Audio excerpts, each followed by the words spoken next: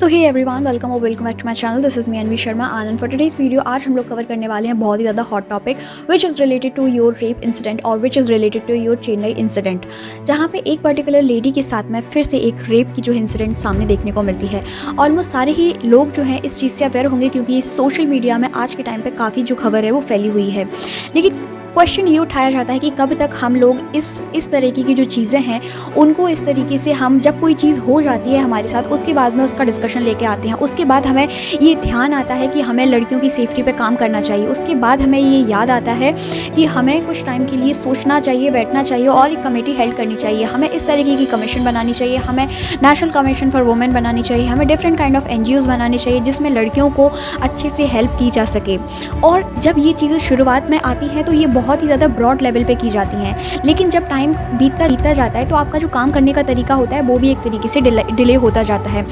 मुझे एक चीज़ अपनी जुडिशरी से पूछनी है कि जो चीज़ पर्टिकुलर चीज़ जो हो गई है वो हमें सबको दिखाई देती है,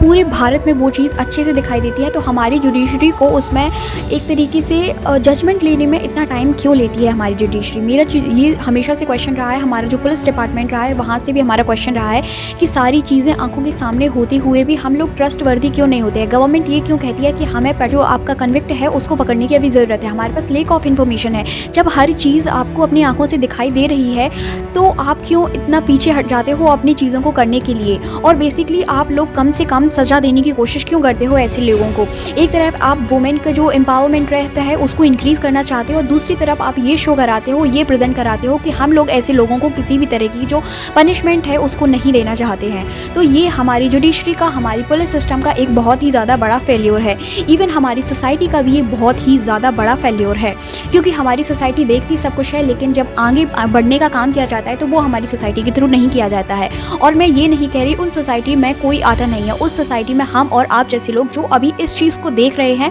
और ऐसे इंसिडेंट जब होते हैं तो किसी को जज करने से पहले हम लोग ये कहने लगते हैं कि उसका माहौल ही वैसा था, उसका जो सोचने समझने का क्षमता था वो ख़राब था, उसको रात को नहीं निकलना चाहिए था। तो मैं बस इतना पूछना चाहती हूँ कि ये चीज़ लड़कों पे लागू क्यों नहीं होती। I am not against the boys की लड़कों के साथ ऐसा नहीं और लड़कों के साथ गलत नहीं होता है, बट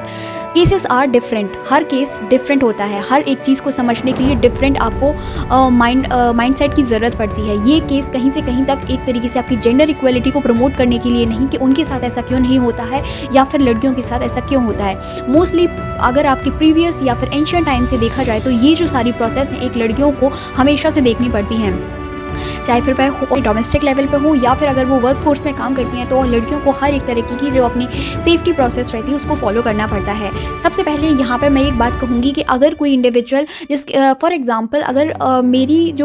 मेरा अगर कोई एग्ज़ाम हेल्ड किया जाता है और मुझे उसके लिए प्रयागराज जाना पड़ता है तो उस प्रयागराज में मेरे दिमाग में कितनी सारी चीज़ें हैं, यानी कि मैं फाइनेंशियल स्टेबल नहीं हूँ, मेरे फैमिली इशूज़ हैं, डिफरेंट काइंड ऑफ थिंग, और मुझे ये जॉब अपॉर्चुनिटी चाहिए। इसके लिए मुझे मेहनत करके अपनी जो स्टडी है उसको भी कंप्लीट करनी है। फॉर एग्जांपल मेरे घर में कोई नहीं है जो मुझे अपने साथ लेके जा सके, तो मेरे साथ उस चीज़ को सोचने के अलावा, यानी कि मेरे घर में फैमिली इशू चल रहे हैं, different kind of situations, tensions है जो हमारे घर में चल रही हैं, इंस्टेड हम उन सारी चीज़ों को फेस ना करते हुए हमें इस पे ध्यान देना पड़ेगा कि हम लोग बेसिकली ट्रेन से जा रहे हैं और ट्रेन में हमें अपनी जो सेफ्टी कंसर्न है उस पर किस तरीके से फोकस करना है, अपनी बॉडी को किस तरीके से हमें सेफ रखना है। हम लोग क्या होने वाला है फ्यूचर में उसका नहीं सोचते हैं, बल्कि हमारी जो प्रेजेंट टाइम है उसमें हम अपनी सेफ्टी को पहले प्रेफरेंस देते हैं। कि मतलब हम लोगों को इतना सतर्क रहना पड़ता है कि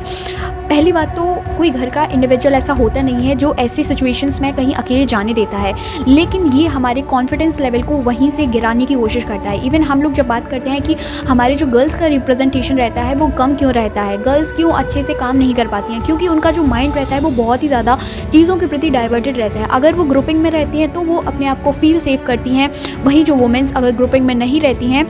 तो वो अपने आप को अनसेफ फील करती हैं और उन्हें अपना माइंड डाइवर्ट करके इधर उधर की चीज़ों में इन्वॉल्व होना पड़ता है। उन्हें अपने करियर के साथ साथ अपना सेफ्टी रहती है वहाँ पे उतना ही ज़्यादा फोकस करना पड़ता है। तो ये जो केस है वो निकल के आया बेसिकली आपकी अन्ना यूनिवर्सिटी से, जहाँ पे आफ्टर डिनर जो लड़की रहती है वो अपने मेल फ्रेंड के साथ ऐसे वॉक के लिए निकलती है और वॉक करने के साथ बेसिकली जो एक बाहर ऐसा न्यूज़ में आया था कि कोई रेडी वाला होता है, तो वो जो पर्टिकुलर इंसान है वो लड़की को टॉर्चर करता है और उसको डराता धमकाता है बेसिकली कि आप यहाँ यहाँ से बेसिकली चले जाओ। इस डर की वजह से वो लड़का जो इंडिविजुअल रहता है वो चला जाता है और उस पर्टिकुलर लड़की के साथ में सेक्सुअल हरासमेंट जैसे केसेस हैं वो यहाँ पे देखने को मिलते हैं। तो आप सोच भी नहीं सकते हो, इतनी बड़ी बड़ी यूनिवर्सिटीज़ होती हैं जहाँ पे इतने बड़े बड़े कैंपस लगाए जाते हैं और उन कैंपस का बेसिकली काम होता है कि आप बेसिकली प्रोटेक्शन पे काम करो, आप अच्छे से सिक्योरिटी पे काम करो, लेकिन फिर भी हमें ऐसे इंसिडेंट देखने को मिलते हैं। तो इस तरीके के इंसिडेंट तो आपको देखने को मिलते ही रहेंगे। उसके साथ ही हम ये चीज़ समझेंगे कि ऐसा क्या कारण होता है जिसकी वजह से जो इंडिविजुअल होता है वो इंसिस्ट करता है खुद को फॉर द सेक्सुअल प्लेजर। तो बेसिकली यहाँ पे we are going to talk about the types of rapes is which report says कि आपका जो सेक्सुअल प्लेजर रहता है ऑब्वियसली हर एक इंसान इससे अवेयर होता है। इवन आपका जो रेपिस्ट होता है वो भी इस चीज़ से अवेयर होता है कि वो अपनी सेक्सुअल प्लेजर है उसको कंप्लीट करने के लिए बेसिकली इस तरीके के जो काम रहते हैं उनको करता है। सेकेंडली हम लोग फोकस करेंगे कि हमारा जो सेक्सुअल रिवेंज रहता है, बहुत सारे ऐसे लोग रहते हैं जो लिविंग में रहते हैं, जो रिलेशन में रहते हैं, तो उन लोग में ऐसी और उन लोग को जब कभी अपने जो हिसाब से चीज़ें नहीं मिलती हैं इवन आफ्टर मैरिज, तो वो क्या है कि अपना जो रिवेंज लेने की कोशिश करते हैं वो भी यहाँ पे करते हैं। ऐसा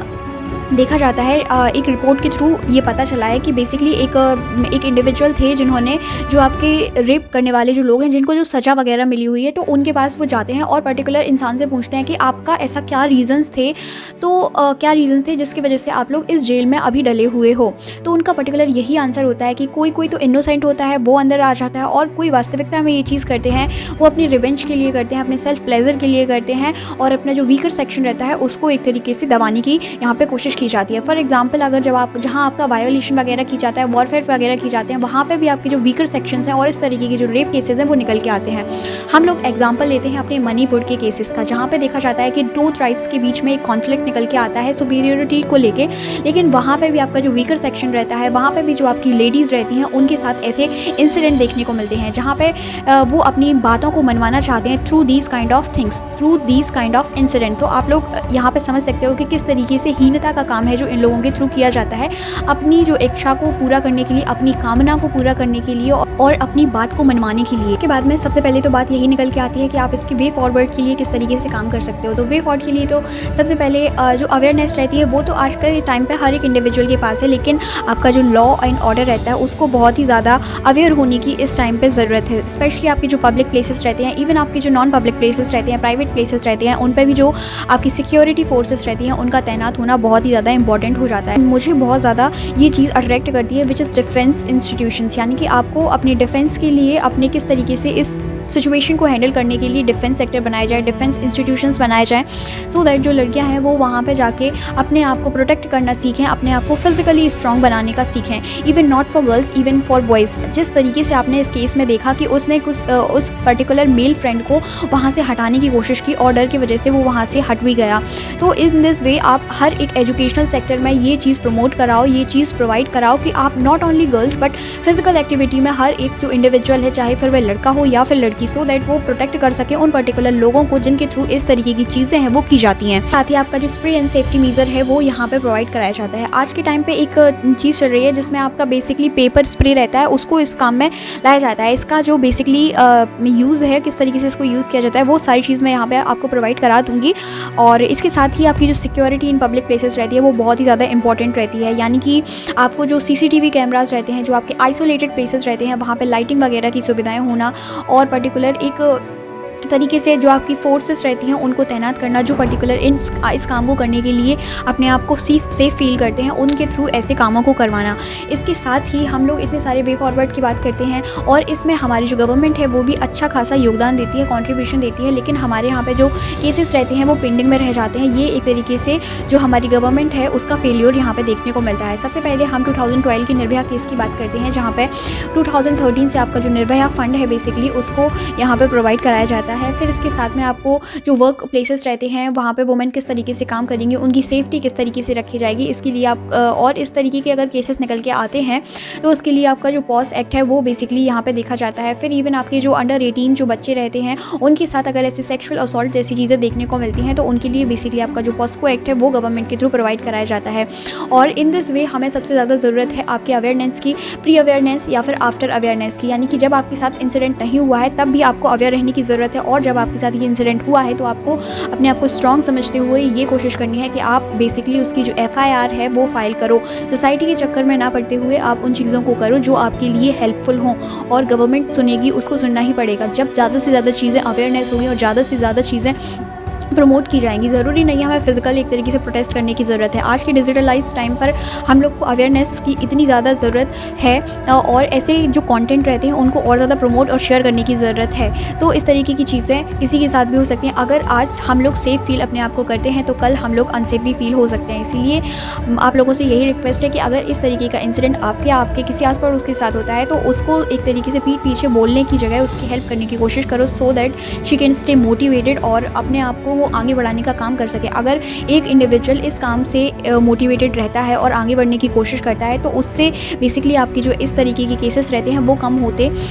होते हैं। और साथ ही हम जो अदर गर्ल्स रहती हैं उनको भी ये मोटिवेशन मिलता है कि हमें बेसिकली आगे बढ़ने की ज़रूरत है। इसके साथ ही ये जो केसेस रहते हैं, जो रेप वगैरह के केसेस रहते हैं, तो हमारी IPC में बेसिकली 354 के तहत बेसिकली आपका जो 3 ईयर का प्रिजनमेंट रहता है, जहाँ पे 3 साल की जेल होती है और 1 लाख से ज़्यादा का जो फ़ाइन है वो चार्ज किया जाता है। तो यहाँ पे उसकी सीवियरिटी पर डिपेंड करता है कि जो रेपिस्ट वगैरह रहते हैं उनके थ्रू ये जो प्रोसेस है वो किस वे में की गई है, उनको थोड़ा सा हार्म पहुँचा है या फिर ज़्यादा हार्म पहुँचा है, तो उसके बेस पे ये सारी जो चीज़ें हैं वो बेसिकली की जाती हैं। तो आशा करती हूँ आप लोगों को वीडियो बहुत ही ज़्यादा अच्छी लगी होगी और इस वीडियो से आप लोग थोड़े बहुत अवेयर हुए होंगे।